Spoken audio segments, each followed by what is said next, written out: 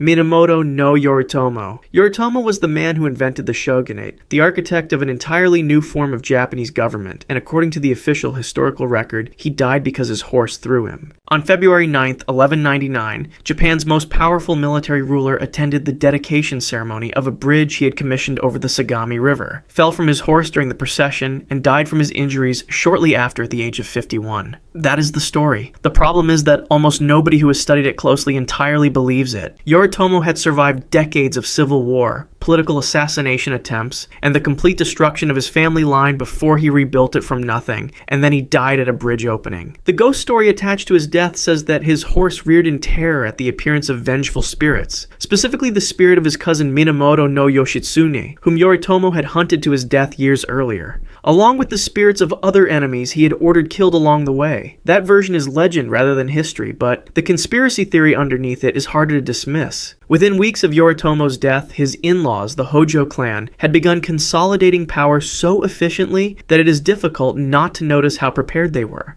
His wife, Hojo Masako, who became known to history as the Nun Shogun for the extraordinary political influence she wielded in the years that followed, came from a family that stood to gain everything from Yoritomo's sudden absence. The Hojo regency that emerged after his death would control the Kamakura shogunate in practice for over a century, with the actual shoguns reduced to ceremonial figures. Whether Yoritomo was poisoned, quietly arranged to meet an accident, or genuinely died from injuries, sustained in an embarrassing fall, the result was the same. The man who had built the most powerful military government Japan had ever seen left no visible traces of foul play, no confirmed assassin, and no ghost. Just a riderless horse and a dynasty that was already being dismantled by his wife's family before the funeral was finished.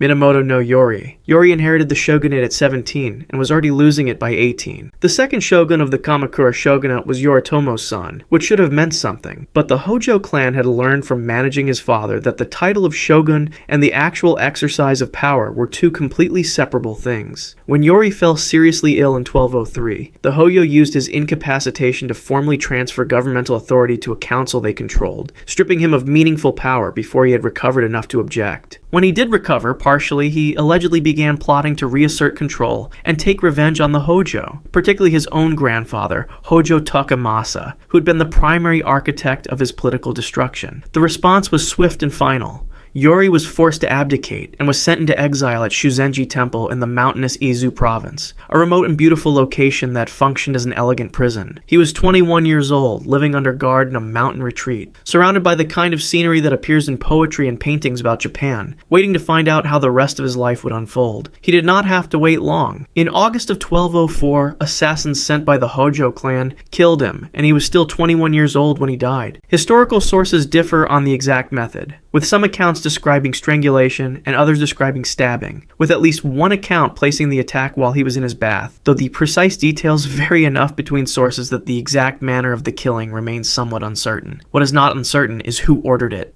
Hojo Takemasa, his own maternal grandfather, is the figure most consistently identified as having sanctioned the assassination. Yorie's brief, degraded, controlled tenure as shogun had demonstrated something important about the Kamakura shogunate that would prove true for the rest of its existence. The title was a mask, and the Hojo family controlled the face underneath it. Minamoto no Sanetomo. The third and last Minamoto shogun was a poet, and a genuinely celebrated one. Sanetomo's anthology, Kinkai Wakashu, is considered a serious literary achievement, and his reputation among scholars of classical Japanese poetry has outlasted almost everything else about his tenure as shogun, which is fitting because his political career was as comprehensively controlled by the Hojo as his brothers had been. What distinguished Sanetomo's death from the quiet assassinations and remote exiles that had ended the previous Minamoto shoguns was that it happened in public, at a religious ceremony, on the steps of one of Kamakura's most important shrines, and was carried out by his own nephew. On a winter night in February 1219, Sanetomo attended a ceremony at Tsurugaoka Hachimangu Shrine in Kamakura. The ceremony concluded. He descended the stone steps in formal procession, and then his nephew Kugyo, the surviving son of the previously murdered Yorie, who had been hiding inside or behind a massive ginkgo tree that stood beside the steps, attacked him, decapitated him, and fled into the darkness carrying the severed head. Sanetomo was 26 years old. Kugyo was captured and executed the same day, which ended any remaining possibility of the Minamoto bloodline continuing to hold power. Sanetomo had reportedly received warnings about a potential assassination attempt before attending the ceremony and chose to proceed regardless, which is either an act of fatalism, courage, or political exhaustion, depending on how you read it. The enormous ginkgo tree where Kugyo concealed himself became one of the most famous landmarks in Kamakura, a living monument to the night the Minamoto line ended in blood on shrine steps. It stood for nearly 1,000 years before a storm brought it down in 2010. After Sanetomo's death, the Kamakura shogunate continued for another century, but every shogun who followed was a puppet from a different family entirely. The Minamoto name had served its purpose, and the Hojo were done with it. Ashikaga Takauji. Takauji founded the second shogunate, the Ashikaga, by doing something that Japanese history has never fully forgiven him for. He began the wars that led to its establishment by switching sides at the critical moment, abandoning the Kamakura shogunate he had been sent to destroy a rebellion against, and instead joining the rebellion, which set off decades of civil conflict, including the split between the northern and southern imperial courts that fractured Japan's political legitimacy for most of his reign. He is one of those historical figures whose reputation depends entirely on which side is telling the story, celebrated by some as a pragmatic genius and condemned by others as a traitor whose ambition cost hundreds of thousands of lives. Given all of that, the manner of his death is genuinely anticlimactic. Takauji died on June 7, 1358, from an illness described in period sources as an abscess or ulcer, possibly a form of cancer, at age 53, in Kyoto. Surrounded by the structures of the shogunate he had spent his life building, Japan was still at war when he died. The northern and southern court schism he had helped create was still an active conflict. He had never fully pacified the country, and handed his son Yoshikira a Japan still bleeding from divisions he had started. His legacy was so contested that 5 centuries after his death, in 1863, nationalists vandalized his grave at Tojian Temple in Kyoto as a political statement against his betrayal of the imperial family. A man who lived through some of the most violent and chaotic decades in Japanese history, who survived battlefield after battlefield and political crisis after political crisis, died in bed from an illness, while a war he had started continued without him, and his grave was not safe even 800 years later. Ashikaga Yoshinori. Yoshinori earned the nickname the Shogun of Demons during his lifetime, which is the kind of reputation that tends to explain a lot about how you die. The 6th Ashikaga Shogun ruled with a paranoid intensity that made him genuinely feared by the regional lords who were supposed to be his allies, and his method of dealing with perceived threats was to eliminate them before they could act. He was documented executing nobles for offenses that contemporaries recorded as absurdly trivial, and the cumulative effect of years of this behavior was a court full of powerful men who had concluded that the only safe option was to kill him first. The one who acted was Akamatsu Mitsusuke, a regional lord who had invited Yoshinori to his mansion in Kyoto on July 12, 1441. Ostensibly for a private celebration. The occasion was a banquet. A no performance was in progress, the traditional music and choreography filling the room with its distinctive haunting atmosphere, when Akamatsu's men drew their weapons and cut Yoshinori down where he sat. The event entered the historical record as the Kakitsu incident. Akamatsu's motive was straightforward survival. He had reason to believe that Yoshinori had identified him as a threat and was planning to move against him, and he chose to act before that could happen. The assassination exposed something important about the structural state of the Ashikaga shogunate. A shogun whose authority rested primarily on fear could not survive once enough powerful people decided that eliminating him was less dangerous than continuing to live under him. Akamatsu was eventually defeated and forced to commit suicide later that year, but the damage to Ashikaga authority was severe and lasting. Yoshinori was succeeded by his 8-year-old son Yoshikatsu, which tells you everything about how prepared the shogunate was for this outcome. He died to the sound of no music, which is either poetic or ironic depending on your disposition.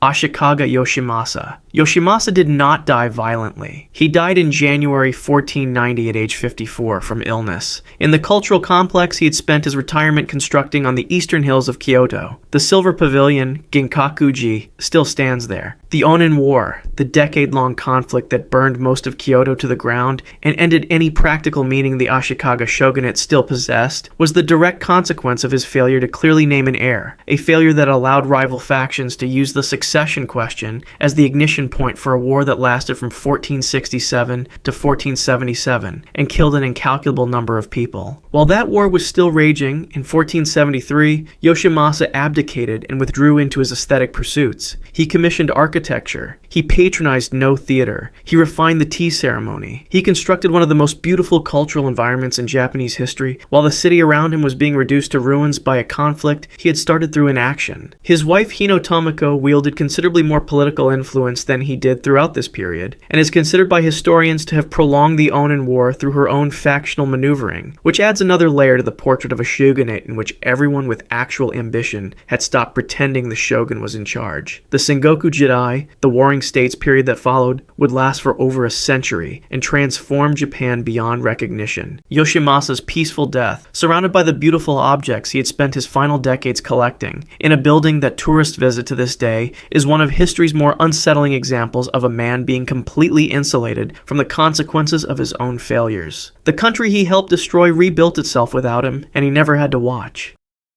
Oda Nobunaga. Nobunaga was never a shogun. He destroyed the last functioning Ashikaga shogun's political authority, wielded more power than any ruler in Japan, and spent the final years of his life on a campaign to unify the entire country under his control. But he never took the title. What he did instead was get killed in one of the most famous acts of betrayal in Japanese history, in an event so dramatic and so consequential that it cannot be left out of any honest account of how Japan's rulers died. On the night of June 21st, 1582, one of his own generals, Akechi Mitsuhide, surrounded Honnoji Temple in Kyoto, where Nobunaga was staying with a small personal guard, and launched a full military attack. Nobunaga reportedly fought back himself, using a naginata until he was wounded, then retreating inside the temple. What happened next is one of history's genuinely unresolved questions. Some accounts say he died by seppuku, the ritual self-inflicted death that Japanese warriors chose over capture. Other accounts say he was still alive when the temple caught fire and died in the flames. His body was never found. The fire consumed whatever remained. The man who had unified perhaps 30 of Japan's 68 provinces, who had deployed firearms in battle with a tactical sophistication nobody in Japan had matched, who had dismantled the Buddhist military powers that had resisted central authority for generations, left no identifiable remains. Akechi Mitsuhide held power for exactly 13 days before Toyotomi Hideyoshi, one of Nobunaga's other generals, moved with stunning speed, concluded a truce on another front, marched his army back, and defeated Mitsuhide at the Battle of Yamazaki. Mitsuhide's motive for the betrayal has never been definitively established. Theories have ranged from personal humiliation to pure political ambition to outside manipulation, and historians have been arguing about it ever since. Nobunaga died without a body, without a confirmed cause, and without a grave that history can point to. For a man who had spent his life making Japan impossible to ignore, it was an ending almost designed to generate argument.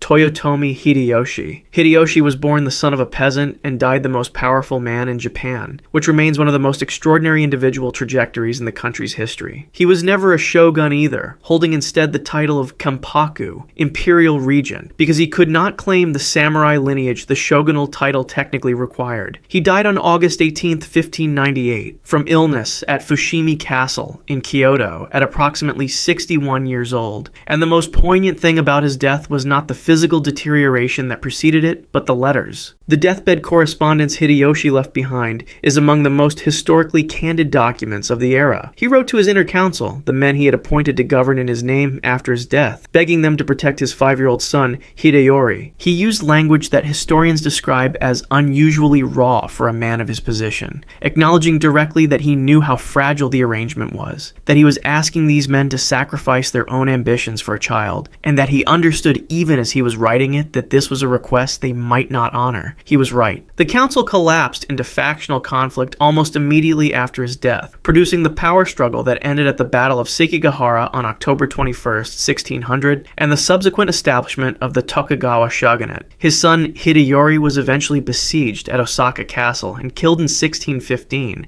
ending the Toyotomi line entirely. The two invasions of Korea, launched in 1592 and 1597, had been catastrophic failures, years, draining Japanese resources and ending in withdrawal. An account suggests Hideyoshi wept in his final weeks over the soldiers who had died in those campaigns. He had built an empire through a combination of military genius and political flexibility that remains almost unparalleled in Japanese history, and he died knowing that none of the structures he had constructed were strong enough to survive him. Tokugawa Ieyasu. Ieyasu founded the shogunate that lasted. The Tokugawa shogunate ran from 1603 to 1868, 265 years of centralized military government, and it began with a man who had spent most of his adult life outlasting everyone around him. Ieyasu died on April 17, 1616, at age 73, and the most commonly cited account of what killed him involves a meal. According to a traditional account that has been repeated in Japanese historical writing for centuries, the inciting incident was a dish of sea bream tempura that Ieyasu prepared himself, possibly improperly, while visiting the region. Whether food poisoning triggered a gastrointestinal illness that eventually developed into what modern retrospective analysis tends to characterize as stomach cancer, or whether the tempura story is simply a colorful attachment to a more mundane physical decline, is a question historians continue to debate. The traditional account is treated as a traditional account rather than a confirmed medical record. What is not debatable is that Ieyasu died at Sanpu Castle in what is now Shizuoka, having already transferred the shogunal title to his son Hidetada in 1605, a deliberate act designed to establish the principle of hereditary succession before he died, and prevent the kind of succession crisis that had destroyed Hideyoshi's legacy. It worked. After his death, Ieyasu was deified, enshrined at the extraordinarily ornate Nikko Toshogu as the deity Tosho Daigongen, the Great Gongen, Light of the East. He is one of the very few historical figures in Japanese history to receive formal religious deification. Nobunaga died in a burning temple with no body. Hideyoshi died begging powerful men to protect his child. Ieyasu died at 73, in total political control, having already guaranteed the dynasty would continue without him, and was then turned into a god. The contrast is not subtle. Tokugawa Iemitsu. Iemitsu was the third Tokugawa shogun, and arguably the one most responsible for defining what Japan would look and feel like for the next 2 centuries. He died on June 8, 1651 from illness, most likely a severe fever that contemporary sources describe as a prolonged physical collapse, at approximately 47 years old.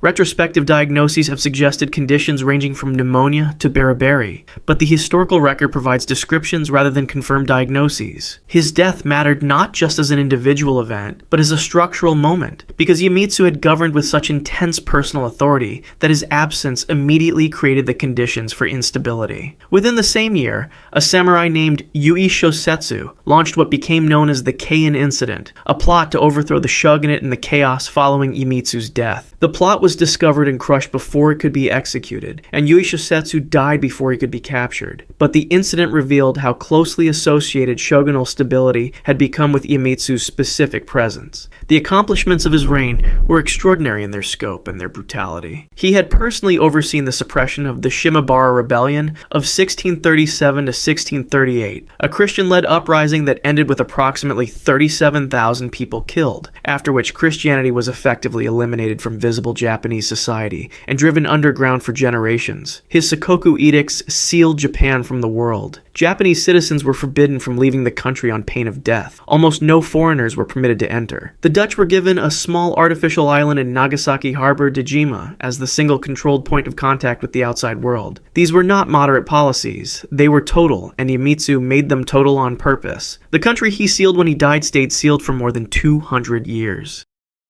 Tokugawa Tsunayoshi. Tsunayoshi was the 5th Tokugawa shogun, and he is remembered primarily as the Dog Shogun, which tells you something about how history has chosen to frame his legacy. His laws of compassion, the Shurui Awaremi no Rei, began as a prohibition on killing animals and eventually expanded into a system of regulations so comprehensive that killing a dog became punishable by death, while the government maintained enormous kennels housing tens of thousands of dogs at public expense, an expense that contributed to genuine economic hardship for ordinary people in Edo. He died on February 19, 1709 at age 62, and the official cause was measles, an outbreak that swept through Edo and killed a great many people alongside him. The unofficial accounts are more interesting. Period diaries and contemporary records include persistent rumors, not fringe whispers, but circulating claims among people close to the court, that Tsunayoshi was smothered to death, with fingers pointing in different directions depending on the source. Some accounts implicate his mother, Others point toward factions associated with his chief advisor and favorite Yanagisawa Yoshiyasu.